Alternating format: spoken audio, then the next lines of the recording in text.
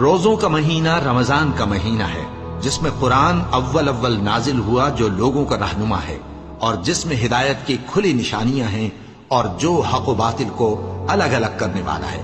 تو جو کوئی تم میں سے اس مہینے میں موجود ہو چاہیے کہ پورے مہینے کے روزے رکھے، اور جو بیمار ہو یا سفر میں ہو تو دوسرے دنوں میں روزے رکھ کر ان کا شمار پورا کر لے۔ اللہ تمہارے حق میں آسانی چاہتا ہے اور سختی نہیں چاہتا، اور یہ آسانی کا حکم اس لیے دیا گیا ہے کہ تم روزوں کا شمار پورا کر لو، اور اس احسان کے بدلے کہ اللہ نے تم کو ہدایت بخشی ہے تم اس کو بزرگی سے یاد کرو اور اس کا شکر کرو۔ اور اے پیغمبر، جب تم سے میرے بندے میرے بارے میں دریافت کریں تو انہیں معلوم ہو کہ میں تو تمہارے پاس ہی ہوں۔ جب کوئی پکارنے والا مجھے پکارتا ہے تو میں اس کی دعا قبول کرتا ہوں۔ تو ان کو چاہیے کہ میرے حکموں کو مانیں اور مجھ پر ایمان رکھیں تاکہ نیک رستہ پائیں۔